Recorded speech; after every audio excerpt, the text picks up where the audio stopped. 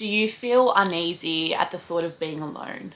Because if you've answered yes, and be honest with yourself, you're not the only one who feels like this. In fact, I would say a majority of people feel the same. And this is because most people wrongly associate solitude with loneliness or being socially disconnected. Because of this, most of us view solitude as something to be tolerated between social engagements, and at worst, we view it as something to be avoided at all costs. But the truth is, this misconception that we have about solitude is one of the main ways that we prevent our own self-development. In this video, I'm going to share or try to convince you why solitude should not be something to be avoided, but instead why it should be something that becomes a core part of your self-care rituals, because it really has the power to transform your self-development journey. First things first, what is solitude? I'll start by explaining what it isn't. So despite popular belief, solitude isn't about being lonely or being disconnected from others. Instead, it's about intentionally creating a space for yourself. It's a very personal concept, and one that I believe, almost ironically, isn't spoken enough about in the self-development community. The reason why I believe talking about solitude and really normalizing the concept of solitude is so important now more than ever is because we live in an era where social media is so prevalent and so normalized. We've heard the term being chronically online. And what this means is that we rarely get a moment of silence just for ourselves. But in silence, there lies an opportunity to understand yourself, to grow, and really live the life that you want to live on your own terms. And I'm going to tell you why. So, how is solitude a form of self-care, as my title suggests? So, first and foremost, the most obvious reason is the time that you get back in your life. The time that you would normally spend seeing people, talking to people on social media, watching people on social media and what they're doing, is time that you get back to really focus and hone in on your own personal development. We all have those habits that we inherently really do strive for and want to start implementing in our life, but we always justify not doing them because we don't have enough time. When in reality, we're spending most of that time that we supposedly don't have behind a screen, not doing anything that is adding genuine value and meaning to our life. And what the thing is, when you do prioritize and intentionally commit yourself to a period of solitude, whether it's 15 minutes, 30 minutes, a whole day, whatever it is, and it's going to look different for everyone, you don't have those excuses anymore that you've been telling yourself that you don't have enough time, because trust me, the amount of time you buy back by not constantly being engaged with others, with content, which is still others if you're watching people on social media, on YouTube, you really bring that energy back to yourself, and you're really compelled to put your well-intentioned plans into action, and that forces you to be accountable. You can start reading that book that you've been really wanting to read, that's been on your TBR list. You can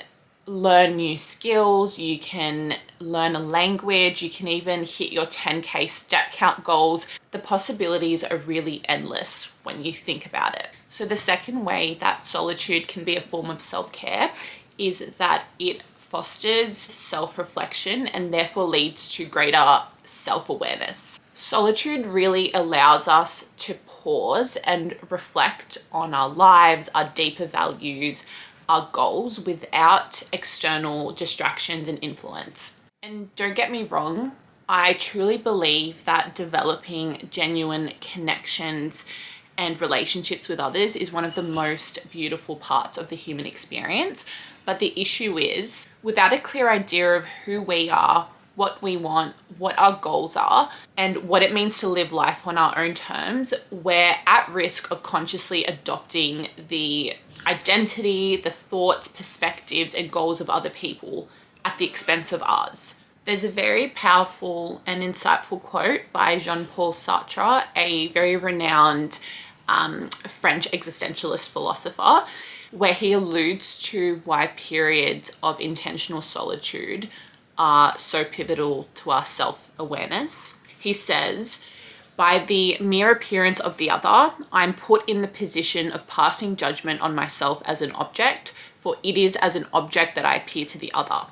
And what Sartre is really saying here is that being around others without having initially done the introspection and inner work within ourselves, our default is that we begin to see ourselves as, or in comparison to others, in distinction to others, or as an extension of others, rather than for ourselves and who we truly are.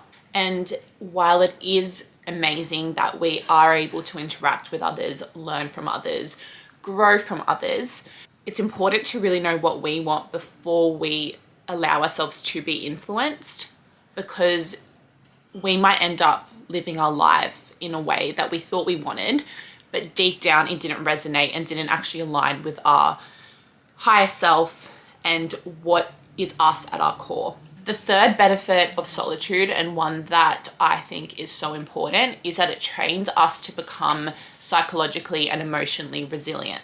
And how it does this is that when we sit with our thoughts and our feelings with no distractions, we're forced to confront the potentially negative or uncomfortable thoughts and feelings that we have within us that we haven't addressed.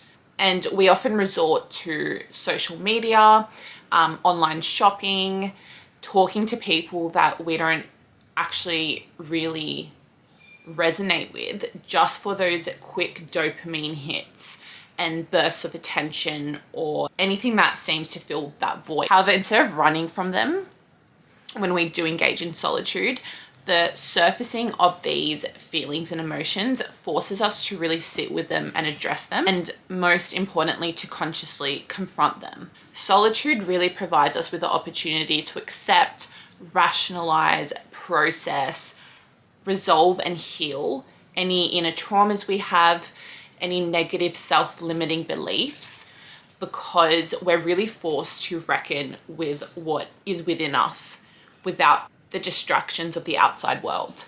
Why this is so important is once we have processed these emotions, we can actually let go of them and grow from them.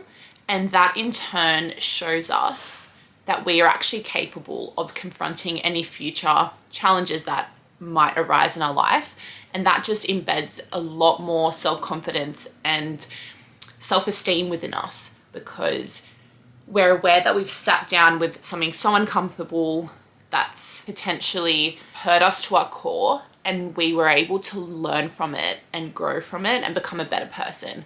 And that, I feel, is honestly the most important part of solitude as self-care, because it ties into all the other things I've already spoken about. The fourth benefit of solitude as self-care is that it actually helps us develop more meaningful and deeper connections with others in our lives. And look, this may sound counterintuitive, especially if you still view solitude as social isolation, which I've already clarified it's not, but I'll explain. So firstly, by increasing our independence and confidence, solitude actually helps us reduce our codependency on others. When we come out of a period of solitude and we do decide to engage with other people, we're more likely to approach those relationships in a healthier way, and we're less likely to fall into unhealthy and toxic relationship dynamics. We start to only want to keep people in our lives that truly resonate with who we are and what our values are, and those who uplift us and actually inspire us to be other people, rather than those that just help us fill a void within ourselves. We end up showing up as better people to others, because ultimately, once you respect yourself and you know you are fine alone, you end up being more respectful to other people as well. Because at the end of the day, when someone is being negative, it says more about them than you. And people who have actually done the inner work and developed that confidence within themselves will exude that to others. And I think that's the most important part of a relationship, is to be that safe space and make the other person feel like you're genuinely invested in who they are, and not just what they are to you or what benefit they provide to you. So all in all, there are so many other ways that solitude can be a form of self-care and all the great things that solitude can bring into our lives. But in the interest of keeping this video relatively short, I'm not going to go into all of them. But ultimately, I hope this video has provided you with some insight, or at least food for thought, about how solitude can play such a pivotal role as a practice in your self-care journey. At the end of the day, as the name suggests, self-improvement really starts with you.